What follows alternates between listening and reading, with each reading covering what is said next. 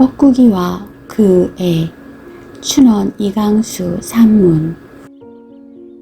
오늘 새벽이라기보다는 이른 아침에 홀로 명상에 잠겨있을 때 참새와 맷새의 예쁜 소리와 함께 비둘기가 구슬프게 우는 소리가 들렸다. 어제 내린 봄비에 그렇게도 안 간다고 앙탈을 부리던 추위 역시 가버렸다. 그래서인지 오늘 아침에는 자욱하게 낀 봄 안개며 감나무 가지에 조롱조롱 구슬같이 매달린 물방울, 겨우내 잠잠하다가 목이 터진 앞 개울물 소리 역시 여느 때와 다르다. 여전히 춥기는 하지만 비로소 봄 맛이 난다. 불현듯 나는 봄 기운 어디선가 끊일락 말락 비둘기 소리가 갑자기 들려온다. 올해 들어 처음 듣는 비둘기 소리다. 하지만 마음이 슬프기 때문일까 오늘따라 비둘기 소리가 유난히 슬픔을 자아낸다. 그 애가 듣고 슬퍼하던 것은 뻐꾸기 소리지 비둘기 소리가 아니었다. 그러나 뻐꾸기가 울려면 아직도 한 달은 더 있어야 할 것이다. 뻐꾸기 소리가 너무 슬퍼요. 만일 나도 죽으면 뻐꾸기가 되어 이 산 저 산 다니며 슬피 우러나 볼까요? 아이는 바짝 여인 낯에 시무룩한 표정으로 이렇게 말하곤 했다. 그래서인지 비둘기 소리만 들어도 나는 그의 생각이 난다. 하물며 뻐꾸기 소리가 들리면 얼마나 더 그의 생각이 날까. 5월의 어느 날 아침 그날따라 창밖에서 뻐꾸기가 유난히 울어대 단잠을 깨고 말았다. 뻐꾸기가 오네. 그 애가 또 얼마나 슬퍼할까. 그러면서 나는 눈물이 고이고 있음을 깨달았다. 그렇게도 마음이 착했던 아이, 2년 동안이나 긴 병을 앓으면서도 짜증 한 번 내지 않았던 아이, 제 아버지가 화를 내면 못 들은 척 가만히 있고 어머니가 화를 내면 어머니도 참 뭘 그런 거를 화를 내세요. 다 내 운명이죠 뭐. 그 사람 탓을 해서 뭐해요. 하고 양미간을 살짝 찌푸릴 뿐 착하기 그지없던 아이. 그렇게 열이 오르내리고 몸이 괴로워도 내가 제 방에 들어갈 때면 빙그레 웃어주던 아이. 전문 학교까지 다녔음에도 어느 남자와 마주서서 말조차 해본 적이 없던 아이. 그 애를 그렇게 지독한 모욕과 시련의 아픔을 맛보게 한 책임은 바로 내게 있었다. 하지만 그 애는 나를 원망하기는커녕 제 부모가 나를 원망이라도 하면 이렇게 말하곤 했다. 아저씨가 다 나 잘되라고 그런 것이지 설마 못되라고 그랬겠어요. 그리고 아저씨인들 얼마나 마음이 아프시겠어요. 그렇게 착한 아이였다. 하지만 지금 그 애는 자리에 누워 죽을 날만을 기다리고 있었다.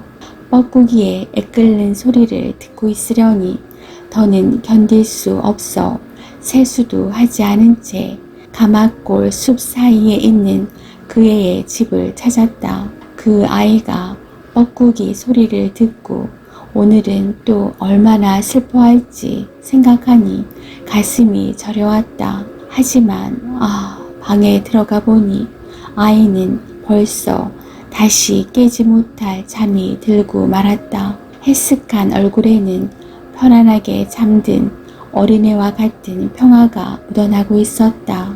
손도 이마도 싸늘하게 씻고 발랑발랑 하던 가슴은 고요하기 그지 없었다. 24살의 짧은 인생, 꽃으로 치면 활짝 피어보지도 못한 채 방싯 봉오리가 열리다가 하룻밤 된소리에 시들어 버리고만 가여운 인생이었다.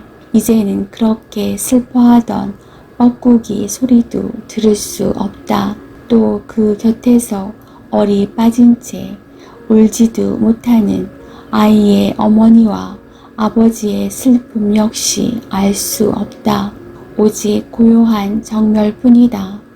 어린 가슴에 박힌 독한 칼자국의 쓰라림도 이제는 없다. 그의 생명을 씹던 모든 균, 배신당한 사랑의 아픔, 미워해야 할 사람이건만 미워하지 못하는 순정, 백년 가약을 굳게 언약하고 맹세하던 사람이 다른 여자의 남편이 되었어도 그를 단념하지 못하던 애끓음, 이것도 이제는 지나간 한바탕 꿈에 불과하다. 어디서 왔으며 어디로 가는고 구름같이 나타났다가 구름같이 쓰러지는 인생. 아이 아버지 말에 의하면 아이는 죽을 때까지 제 아버지를 걱정했다고 한다. 새벽 4시나 되었을까? 아버지 피곤하실 테니 어서 가서 주무세요. 저도 몸이 편안해져서 오늘은 잘 수 있을 것 같아요.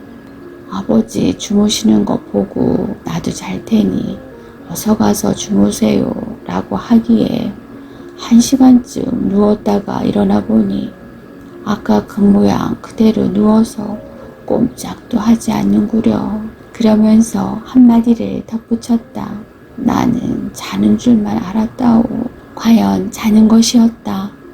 의사가 일주일을 못 견디리라는 선고를 내린 후 저 먹고 싶은 것이나 실컷 먹이고 고통이나 없이 해달라고 해서 마취제 처방을 받은 것이 바로 7, 8일 전이었다. 그래도 설마 하는 것이 골육의 정이다. 4, 5일 전쯤 얼굴을 보러 왔을 때였다. 나를 볼 때마다 빙그레 웃던 표정이 얼굴에서 사라지고 없었다. 오늘은 왜 웃지 않니? 아저씨가 들어오시기 전에 웃었는데 몸이 너무 부어서 웃는 것이 안 좋아 보일까 봐요. 그러면서 웃으려고 했지만 근육이 제 마음대로 움직이지 않는 모양이었다. 나는 슬픔을 참노라 입술을 깨물었다. 그 애가 간 줄도 모르고 뻐꾸기는 여전히 울었다. 우리는 뻐꾸기 소리를 들으며 그 애를 염습하고 관에 넣고 상여에 담았다. 그리고 뻐꾸기 소리를 들으며 홍제원 화장터로 가서 그 아이의 시신을 못에 가마에 넣었다. 1시간 반이 지난 후 나는 아이의 아버지와 또 한 사람과 함께 아이의 유골을 찾으러 갔다. 제 한줌과 옷같이 맑고 투명한 뼈 2조각, 그것이 그 아이의 전부였다. 또한 그것이 그 애의 깨끗하고 착한 일생을 말해주고 있었다. 며칠 전 아이는 불쑥 내게 이런 말을 했다. 뻐꾸기가 또 오네. 많고 많은 산 다 놔두고 왜 하필 여기 와서 올까? 아저씨, 이번엔 만일 살아난다면 스님이 되고 싶어요.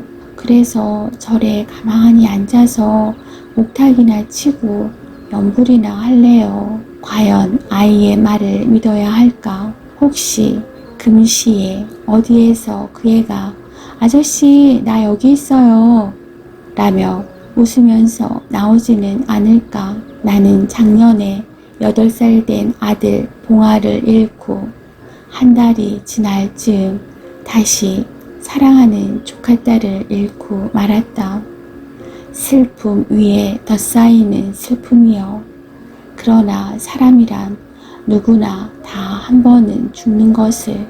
오늘 아침 내가 들은 비둘기 소리를 그 애의 아버지와 어머니가 들으면 얼마나 슬퍼할까.